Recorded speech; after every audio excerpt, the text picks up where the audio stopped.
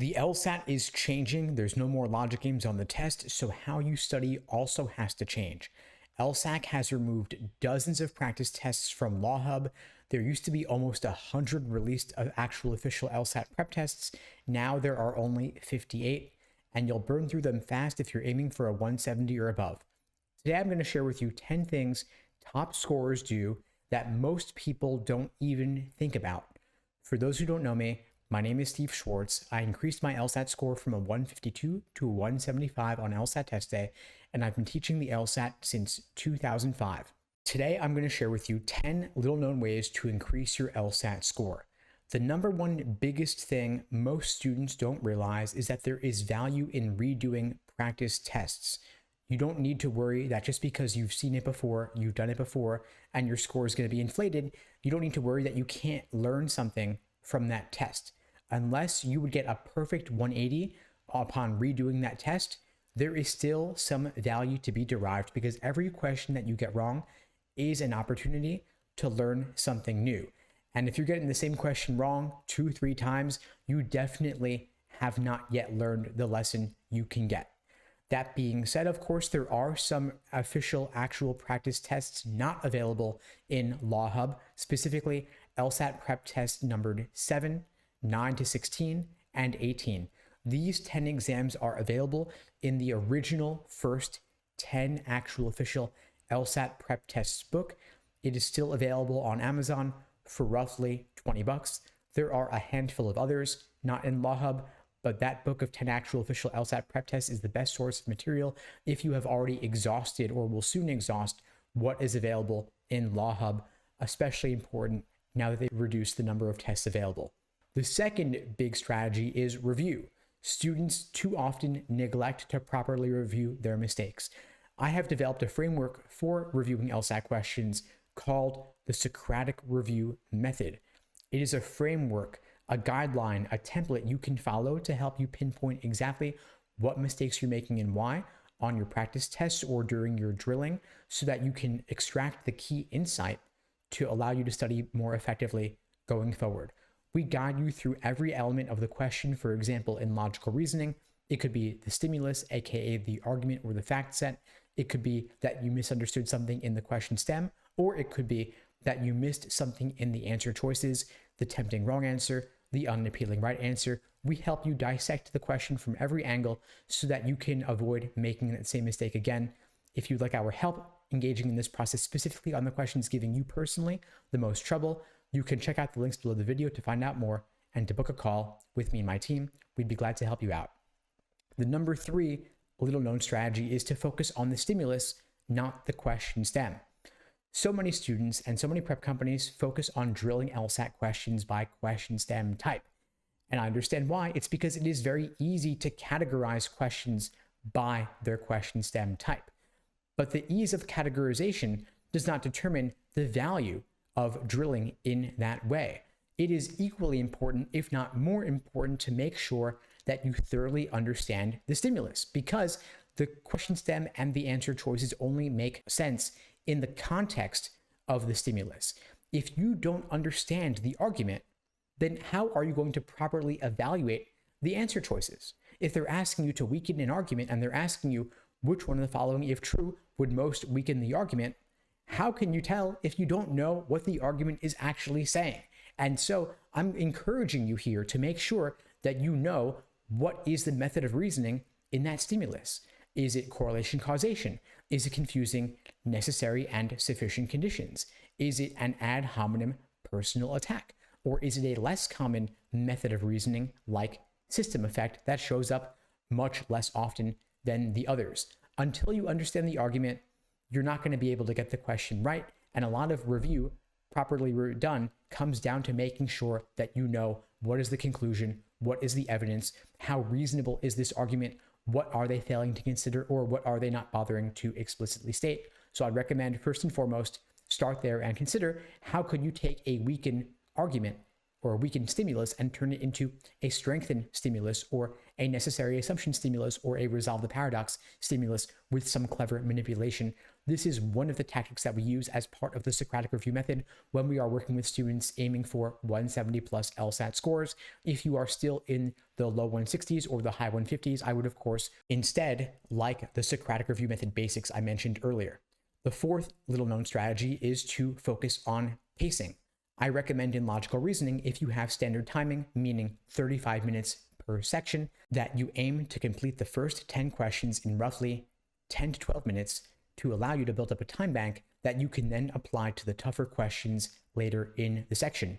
For those who don't know, logical reasoning questions are presented in a general order of difficulty, meaning they go from easy to hard, they get tougher as the section goes on. So if you have on average a minute and 25 questions per section, it does not make sense to allocate the same minute 25 for an easy question as you would for a more difficult question. Blaze through the easy ones, build up a time bank that you can then apply to the tougher questions later. And by the way, feel free to flag and skip questions to come back to later. Know which questions you don't like so that you don't invest time in them before throwing up your hands in despair and saying, I don't know what to do. Instead, just flag it, skip it, come back to it at the end after you already have the confidence of knowing that you've already locked up all the easy points. Personally, I will flag 3 or 4 questions in a single logical reasoning section of roughly 25 questions because I just don't want to deal with them in the moment. That means I'm taking roughly 17-18% of the questions in the section and saying, I don't like this, I don't want to touch it, I'll deal with you later. So for me, I don't like dealing with lengthy parallel questions that show up late in the section or technical science questions that I'm not as comfortable with given the topic. Of course, given enough time, I can crack that question, but why risk getting bogged down or stuck on it given that every question is worth the same? So know off the bat what you don't want to deal with, flag it, skip it, come back to it later with a fresh look, a second perspective. You'll break out of that tunnel vision and be able to get that question right in the end with the confidence of knowing you've already locked up everything else. The fifth little known strategy is for reading comp, taking fewer notes and getting more accustomed to reading on a screen. I find that far too many students get bogged down and waste time with highlighting, underlining, note-taking when your time is quite limited.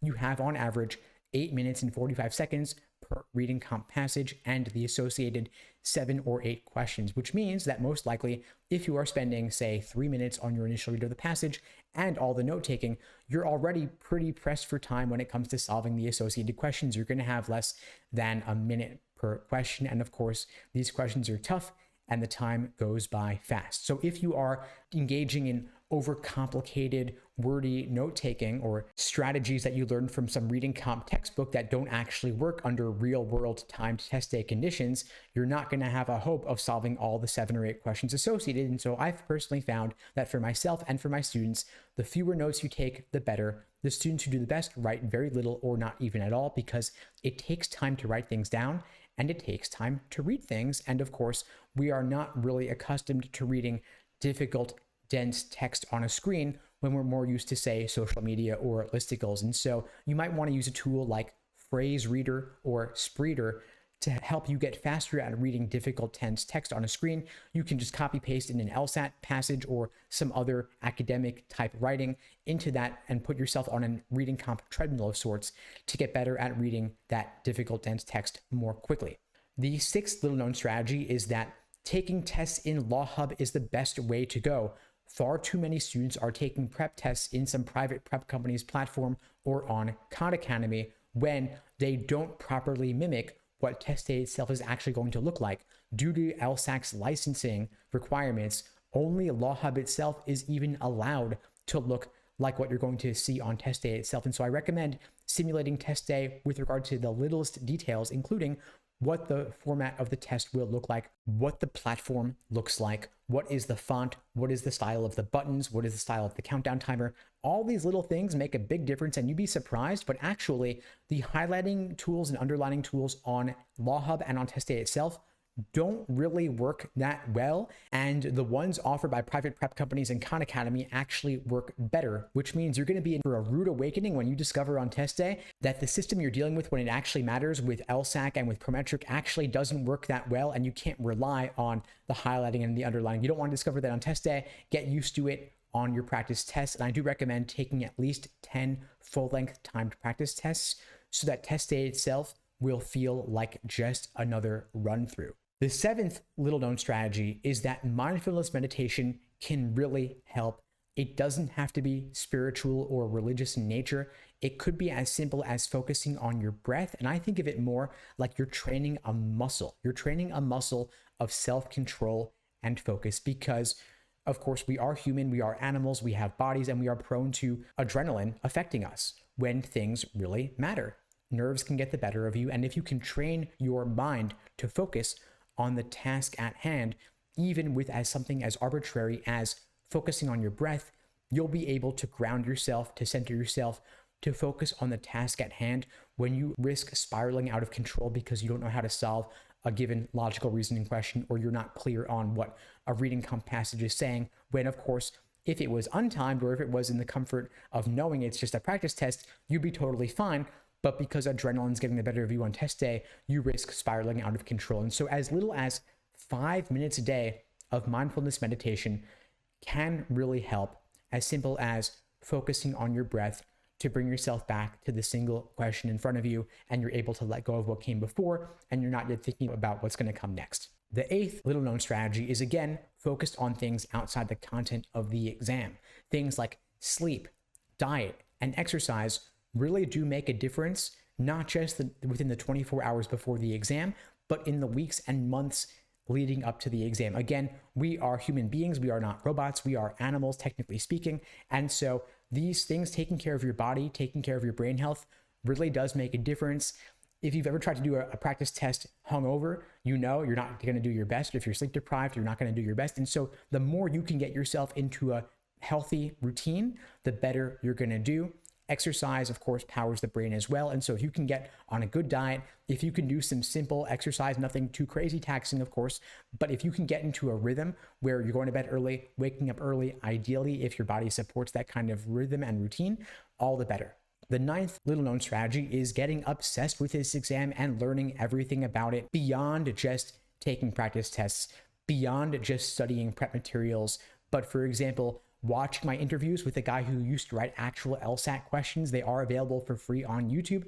And these were fascinating to see the way this guy talks like he's a logical reasoning question. It was so funny to hear his perspectives and insights from what goes into making the exam. But imagine if you could see the exam from the test maker's perspective, and you could recognize that this exam, far from being dumb or far from it doesn't test anything important, if you recognize that there actually is some value to be derived from studying this exam, if it could actually improve your reasoning abilities, not just for the LSAT, not just for law school, but to help you think like an attorney, to recognize that these LSAT questions are really like mini contracts, and the tiny little wording differences actually matter a great deal.